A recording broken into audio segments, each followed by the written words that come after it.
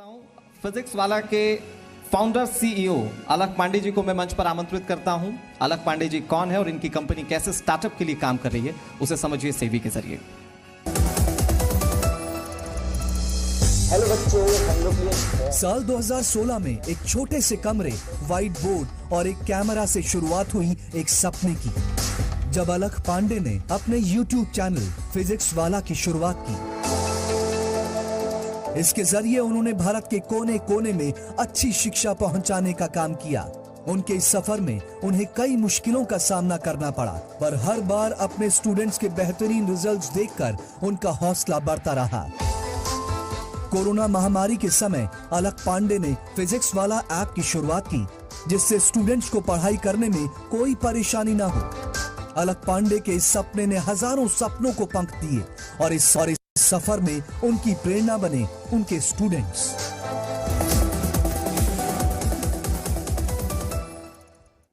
तो अलख पांडे जी को मैं आमंत्रित करना चाहूंगी। कुछ देर में हमसे जुड़ेंगे और बता दें हमारे इस पैनल को मॉडरेट करेंगे मेरी सहयोगी Shalini Kapoor Tiwari. Shalini, over to you. Alakh ji, स्वागत है आपका। हालांकि आप जब नहीं थे उसके पहले भी मैं स्वागत कर चुकी थी आपका।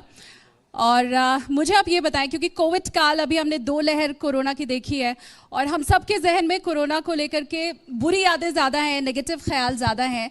लेकिन अगर स्टार्टअप्स की हम बात करें, ऑनलाइन एजुकेशन की अगर हम बात करें, तो मेरे ख्याल से कोविड में दिन दूनी रात चौगुनी तरक्की अगर किसी ने की है तो वो ऑनलाइन एजुकेशन ने की है।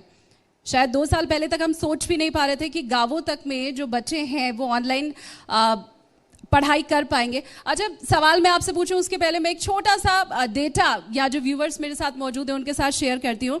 एक रिपोर्ट बताती है कि 2020 में भारतीय एडटेक कंपनियां जो हैं उनमें निवेश $2.22 बिलियन का हुआ है और इनमें जो वृद्धि रही है वो तकरीबन 4 गुना की रही है।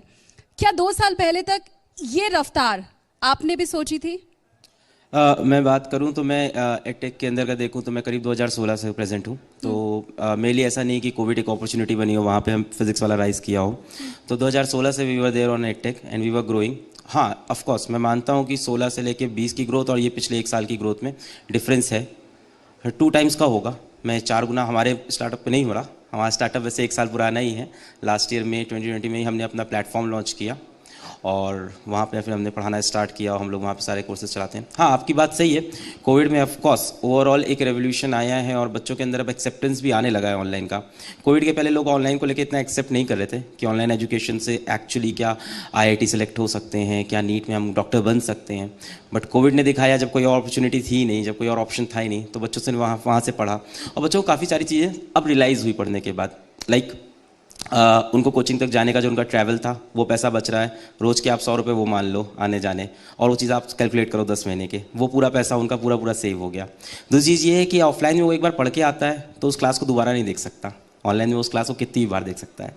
तीसरी चीज़ ये है, ऑनलाइन की जो क्लास है उसकी स्पीड को वो कंट्रोल कर सकता है, कितनी तेज़ देखें कितनी धीमे।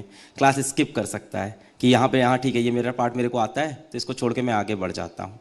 तो ऐसे बहुत से फीचर्स हैं जो ऑनलाइन में उसको मिलते हैं। अपने घर बैठे पढ़ सकता है, अपने टाइम के हिसाब से पढ़ सकता है। ये चीज़ें पहले उसको पता थी बट इस बार उसको फोर्स किया गया ये करने को। अब एक बार वो इस एनवायरनमेंट में रह के आया है, अब उसके लिए मुश्किल है वापस इस एनवायरनमेंट से बाहर जाना।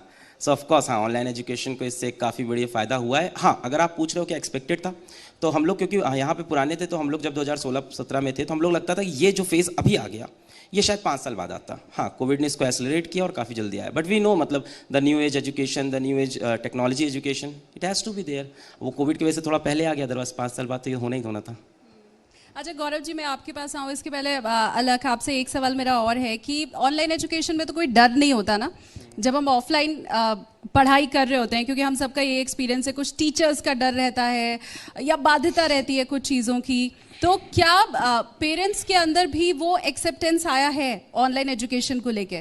मतलब क्या ये मजबूरी है या वाकई अडॉप्ट कर रहे हैं लोग? देखिए, इसमें बहुत ही डिफरेंट तरह के ओपिनियंस आएंगे कि अडॉप्ट कर रहे हैं या एक मजबूरी है इसके ऊपर। अगर मैं बात करूं फिज़िक्स वाला की PW की, तो हम लोग पहली बार इंडिया में हम लोग ने ऐसा किया कि IIT की तैयारी हम लोग 3000 रुपीज़ में लेके आए। तो अब जिनकी ये मजबूरी थी की तैयारी नहीं कर सकते थे, मतलब जैसे यहाँ पे एग्जांपल के नाम बताना चाहूँगा, एक बच्ची है रूबी नाम की, वो ऑटो ड्राइवर की बेटी है। वो इस बार लेडी हार्डिंग में जा रही है मेडिकल कॉलेज में, तो उसके लिए तो ऑप्शन ही नहीं था ना ये, वो कभी भी कोई ऑफलाइन की बड़ी फीस दे ही नहीं सकती थी। तो इस तरह के चेंजेस भी आए हैं। कश्मीर से मोहसिन है, मोहसिन इस बार गवर्नमेंट मेडिकल कॉलेज में जा रहा है। नटवर सिंह अपने गांव का पहला डॉक्टर बनने वाला है। तो ऑनलाइन की वजह से ये चीज़ें आई हैं। एक तो होता है पेड प्लेटफॉर्म, एक होते हैं ओपन प्लेटफॉर्म भी है। तो हाँ, आप कह रहे हैं कि पेरेंट्स के लिए मजबूरी है कि चॉइस है, तो बहुत ही ओपिनियन अलग अलग जगह के लिए डिपेंड करेगा। अभी तक क्या था कि education was limited to a small group of people, है ना, only the rich can afford it. But भी ऑनलाइन ने क्या है किया है, स्पेस को बड़ा कर दिया है। अब दुनिया का कोई बच्चा ये नहीं कह सकता कि मेरा सिलेक्शन रुक जाएगा या मैं आईआईटी या नीट में क्वालिफाई नहीं कर पाऊंगा, किसी भी कॉम्पिटेटिव एग्जाम में मैं क्वालिफाई नहीं कर पाऊंगा क्योंकि मुझे क्वालिटी एजुकेशन नहीं मिली, क्योंकि मेरे माँ बाप के पास पैसे नहीं है। ऑनलाइन ने ये चीज़ कर दी है कि अब आप हर बच्चा सेलेक्ट हो सकता है। और ये वही राइज है जिसकी हम बात कर रहे हैं, और जो एग्जाम्पल आपने दिया ये वही राइज है। अलग जी, मुझे आप ये बताएं कि इसके पहले भी चर्चा हो रही थी कि भारत तो वो देश है जहाँ हर 4 कदम पर भाषा बदल जाती है। तो ऐसे में अगर ऑनलाइन एजुकेशन की मैं बात करूँ, कितना हम रीजनल लैंग्वेजेस के करीब पहुंच पाए हैं ऑनलाइन एजुकेशन में, कितना दूर है उससे, और क्या लगता है कि कब तक उस जगह तक हम पहुंच पाएंगे कि रीजनल लैंग्वेज में भी बच्चों को ऑनलाइन एजुकेशन मिल सके? आप लोग आई गेस बंगाली में अभी काम कर रहे हैं? नहीं, हम लोग अभी प्योर इंग्लिश में काम कर रहे हैं और इसके बाद हम लोग अपने सदर्न स्टेट्स को टच करेंगे और तब उन लैंग्वेजेस को टच करेंगे। बट जो आपका क्वेश्चन है कि एक्चुअली एक चीज़ मैं क्लियर करना चाहता हूँ कि हम काम करें कोई काम करे डिफरेंस नहीं करता ना, काम हो जाए। तो जो मुझे दिखता है अभी भी रीजनल लैंग्वेज में प्लेटफॉर्म्स बन चुके हैं, कोर्सेज चल रहे हैं और बच्चे पढ़ रहे हैं। हाँ, ऑफ कोर्स अगर आप कहो कि उस क्वालिटी की चीज़ पहुंची है कि नहीं उन तक, हाँ अभी थोड़ा सा चांसेस कम है। अभी बेसिकली आप देखो तो इंग्लिश और pure Hindi, these are the major courses. थोड़ा बहुत मराठी आप कह सकते हो पॉपुलर हो गया है, कह सकते हो बंगाली कोर्सेज थोड़े पॉपुलर हो गए। इनफैक्ट ऐसा भी है कि बहुत सारे बंगाली बच्चे अभी मजबूरी में हम लोग के प्लेटफॉर्म से भी पढ़ते हैं। अभी एक बच्ची थी स्वप्नश्री समझदार करके, वो भी इस साल मेडिकल क्वालिफाई कर गई। सो उनकी मम्मी को तो आती ही नहीं थी हिंदी, और बोल रही थी कि मेरी दादी बस आपके एक्सप्रेशन देख के हंसती रहती थी वीडियो। अच्छा। और लड़की टूटा फूटा हिंदी में मेरे से बात की। तो हाँ, लैंग्वेज का भी थोड़ा प्रॉब्लम है, क्योंकि अभी ये पूरा मैं देखूँ एडटेक प्लेटफॉर्म्स या एडटेक पूरा जो अपना कहानी है ये बहुत नई है। मैं देखूँ, मुझे लगता है अभी शायद ये अपने स्टार्टिंग के 10% पे होगी, अभी तो बहुत आगे जाना है। तो अभी ये रीजनल लैंग्वेजेस के अंदर घुसना स्टार्ट हो चुका है। अगर आप पूछ रहे हैं कि हुआ है कि नहीं, हो गया है। हर रीजनल लैंग्वेजेस के कोर्सेज हैं, हर रीजनल लैंग्वेज टीचर्स पढ़ा रहे हैं। बट क्या उस क्वालिटी के टीचर्स पहुंचे हैं, क्या उस क्वालिटी का प्लेटफॉर्म बना है, तो उस पर आई डाउट इट, अभी नहीं हुआ है। We all are working on it, हम सभी लोग काम कर रहे हैं। आई थिंक अगले 3 से 4 साल के अंदर इंडिया के हर छोटे से छोटे लैंग्वेज के भी कोर्सेज चल रहे होंगे। मेरा तो इस इंडस्ट्री की अगर मैं बात करूं तो रोजगार के मामले में कितना आगे बढ़ पाए, क्योंकि हम जानते हैं कि इंडिया में टीचर्स की कमी भी है और जो वेल एजुकेटेड लोग हैं वो जॉब के लिए तरस भी रहे हैं, दोनों ही चीजें हैं। तो रोजगार के मामले में edtech is entirely different right now. हुआ क्या कि ये एक नई चीज़ आई और नई चीज़ आई अचानक से ग्रो की। तो टीचर्स जिनकी वैल्यू कम थी, एडटेक में उनकी वैल्यू बहुत ज़्यादा है। अभी मैं अगर आपसे ओपनली बोलूँ तो एडटेक में teachers are very much overpaid right now, and I don't think कि ये चीज़ सर्वाइव करेगी बहुत लंबी। जैसे मतलब अगर आप कोई भी स्टार्टअप का एग्जांपल लो तो पहले जब स्टार्टिंग में कुछ लोग आते हैं, of course they are highly paid, है ना, देन देयर इज कंपटीशन। तो अभी एडटेक में अभी अगर आप बात करो तो अभी teachers are highly paid in edtech, they are well paid everywhere. हाँ, बट विद टाइम हम लोग भी चाहते हैं और लोग भी अंदर आए। काफ़ी सारे ऑफलाइन के टीचर्स हम लोग चाहते हैं यहाँ पे आए, ऑफलाइन के टीचर्स स्ट्रगल कर रहे हैं ऑनलाइन में आने को। जैसे आपने अभी थोड़ी देर बोला था, वो छूट गया सवाल कि डर जो आपने बोला था, टीचर्स को भी डर है ना। बच्चे का आज कोई प्रेजेंस नहीं है, वो एक काले डब्बे के अंदर से कुछ भी लिख देता है। तो अभी हम लोग यहाँ ऑफलाइन के 20-20 साल एक्सपीरियंस टीचर्स आते हैं and students start abusing them, उनको तो उनसे बर्दाश्त नहीं होता है कैसे हो रहा है। तो हम लोग कोशिश कर रहे हैं कल्चर फैले और टीचर्स अंदर आए हमारे यहाँ। बट अगर आप पे की बात कर रहे हो तो पे में अभी मेरे को लगता है, अगर सैलरी की बात कर रहे हो, edtech is very finally paid in terms of teachers, in terms of non academics also. और इसी के साथ मुझे वो जवाब भी मिल गया कि आप जितना पहले घुसेंगे, जितना पहले प्रवेश करेंगे, उतना आपके लिए अच्छा होगा। तो देर हमेशा गलती होती है। राइट। इस पे मेरा एक पॉइंट था कि जब मैं ऑफलाइन कोचिंग पढ़ाता था एक्चुअली, पहले तो हम लोग सब ऑफलाइन, सब टीचर्स सारे, मैं खुद भी एक फिजिक्स टीचर हूँ बेसिकली, तो और फिर ये यहाँ पे आया। तो मैं ऑफलाइन कोचिंग जब पढ़ा रहा था 2013-14 में, तो तब मुझे लगता था व्हाट्स नेक्स्ट, अगली बड़ी चीज़ क्या होने वाली है। तो उस टाइम यूट्यूब पे कोई पढ़ा नहीं रहा था, 2-3 लोग पढ़ाते होंगे, कोई ऐसे पूरा कोर्स नहीं पढ़ा, क्योंकि फ्री पढ़ाना पड़ता है ना, पैसे नहीं मिलते वहाँ पे। उस टाइम तो यूट्यूब से पैसे ऐसे कुछ पता नहीं था। मैंने पढ़ाना स्टार्ट किया, मुझे लगा ये नेक्स्ट बिग थिंग है। 3-4 साल हुए, मेरा प्लेटफॉर्म बहुत ही बड़ा हो गया। हम लोग का फिजिक्स वाला, हम लोग 6 मिलियन सब्सक्राइबर्स के आसपास है, और डिफरेंट हम लोग के चैनल्स हैं बहुत सारे अलग अलग, मतलब बहुत सी चीज़ें चल रही है, अलग अलग कोर्सेज हैं। जब ये सैचुरेशन पे आ रहा था तब मुझे लगा व्हाट नेक्स्ट, तब मुझे समझ में आया कि अब प्लेटफॉर्म है, कि एक प्लेटफॉर्म हो, एक ऐप हो, एक वेबसाइट हो। तो हमने अपना ऐप लॉन्च कर दिया, हम लोग के 3.5 मिलियन ऐप डाउनलोड हो गए, 7 लाख बच्चे ऐप से हम लोग के पढ़ रहे हैं, हर बच्चा 1.5 घंटा एक्सपेंड करता है। बट इस पॉइंट पे भी आके मुझको आज भी लगता है व्हाट नेक्स्ट, और मुझे आज भी डर है कि व्हाट नेक्स्ट मैंने नहीं ढूंढा तो कोई तो ढूंढेगा। So we keep working on it. तो इसीलिए हम लोग ने फिर एक हाइब्रिड लॉन्च किया, mix of, I don't know आपने सुना है कि नहीं, अभी ऑनलाइन से आगे कहानी निकल चुकी है, अब हाइब्रिड आ गया है, mixture of offline and online. तो उसमें हम लोग ने पाठशाला लॉन्च की कई शहर में। तो ये हम लोग का नया इनिशिएटिव, आई डोंट नो कि क्या इसका रिस्पॉन्स, अभी तो अच्छा है, आगे पता नहीं। So yes, we should look for what next, what next, what next, वरना कोई तो ढूंढेगा। अच्छा, मुझे अलग जी आप ये बताएं, क्योंकि ऑनलाइन एजुकेशन में क्या पढ़ाई को इंटरेस्टिंग बनाना ज़्यादा ज़रूरी होता है? मतलब क्लासरूम में तो चलो ठीक है, टीचर बोरिंग भी पढ़ा रहा है, स्माइल नहीं भी कर रहा है, बट बैठना है, मजबूरी है। ऑनलाइन एजुकेशन में क्या टीचर की पर्सनैलिटी, या वो कितना इंटरेस्टिंग पढ़ा रहा है, या कलर्स कितने ज़्यादा स्क्रीन पे हैं, इनकी इंपॉर्टेंस भी होती है? बिल्कुल होती है। जब भी मतलब हम लोग ने स्टार्ट किया था, मैं अकेले फिजिक्स पढ़ाता था, अभी हम लोग क्या 300 टीचर्स हैं। तो जैसे जैसे टीचर्स आते थे, मेरी हमेशा उनके साथ एक मीटिंग होती थी before they go into the classes, online classes. तो मैं उन्हें यही चीज़ें समझाता था कि जब तक आप ऑफलाइन में थे तो आपने 60 लोग की भीड़ को क्या पढ़ाया एक दिन, वो 60 लोग को पता है, ठीक है, और आप उनके साथ लगातार कम्युनिकेट कर रहे हो कि तुम्हारा क्या है, तुम्हारा क्या, आप उनसे पूछ सकते हो, तुमको समझ में आया, तुमको समझ में आया, वो दिख रहा है, उसकी शक्ल दिख रही है, वो इधर उधर देख तो रहा है, सब पता चल रहा है आपको। तो आप कनेक्टेड थे और आपने 60 ही लोग को पढ़ाया। तो सपोज आपने कोई मिस्टेक भी की तो 60 लोग को पता है, अगले दिन आके करेक्ट कर ले जाओगे आप। ऑनलाइन में ऐसा नहीं है।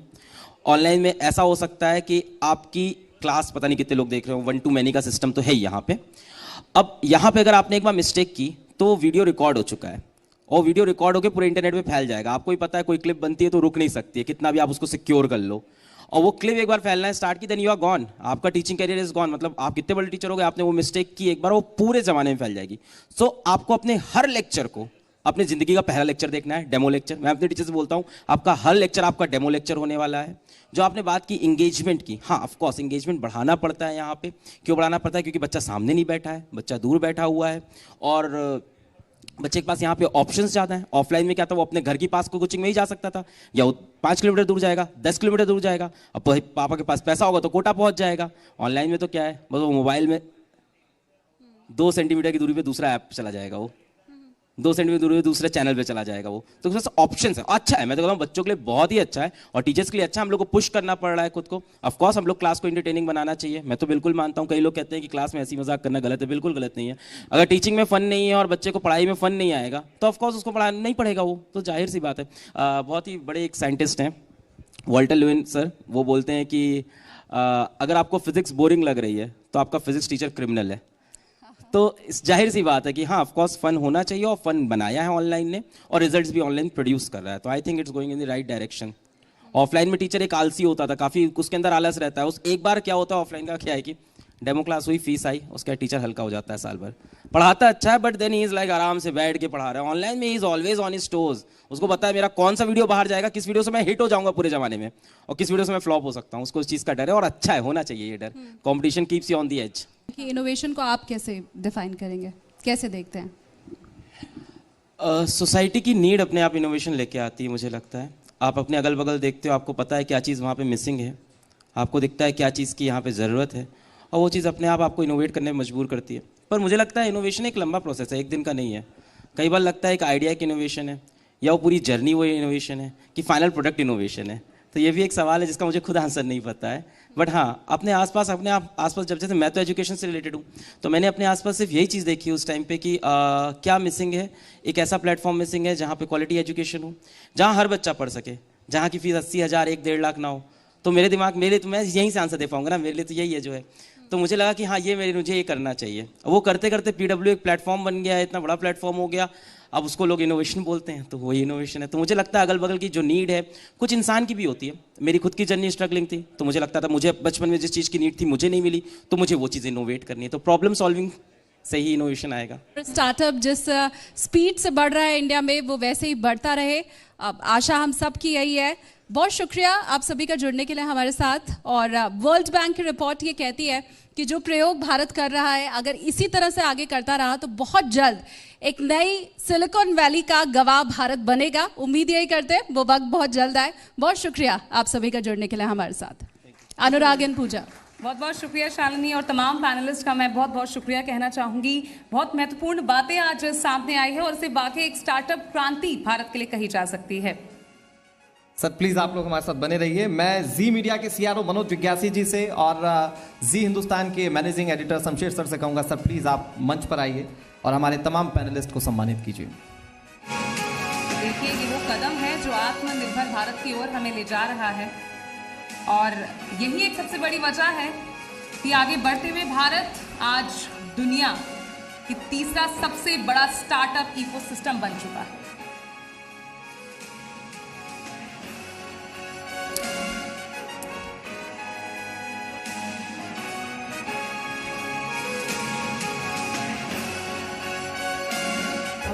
बहुत बहुत बहुत अच्छा काम।